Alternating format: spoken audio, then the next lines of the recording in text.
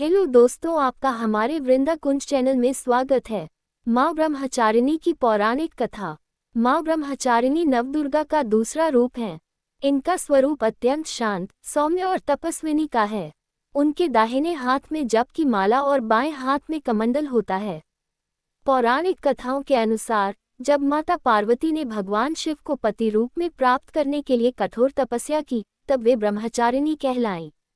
उन्होंने हजारों वर्षों तक केवल फल फूल खाकर और बाद में सूखे पत्ते चबाकर तपस्या की।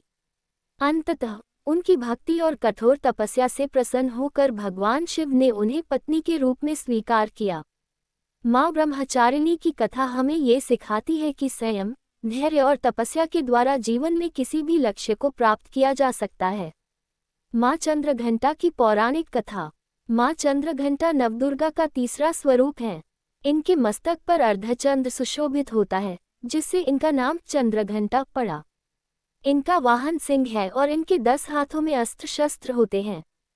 पौराणिक कथा के अनुसार जब माता पार्वती ने भगवान शिव से विवाह का संकल्प लिया और कठोर तपस्या की, तब वे ब्रह्मचारिणी रूप में थीं। भगवान शिव जब पार्वती से विवाह के लिए कैलाश से बारात लेकर निकले तो उनका रूप अत्यंत भयंकर था। उनका शरीर भस्म से ढका था, गले में नरमुंडों की माला थी और उनकी बारात में भूत प्रेत शामिल थे। ये दृश्य देखकर माता पार्वती चिंतित हो गईं और उन्होंने एक सौम्य और दिव्य रूप धारण किया, जिसे चंद्रघंटा कहा गया। उन्होंने भगवान शिव से अनुरोध किया कि वे अपने रौद्र रूप को छोड़कर एक सुंदर रूप धारण करें।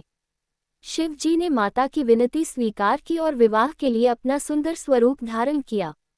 माँ चंद्रघंटा की कथा हमें ये सिखाती है कि जीवन में साहस, करुणा और संतुलन बनाए रखना आवश्यक है। उनका ये स्वरूप हमें बुराइयों से लड़ने की प्रेरणा देता है।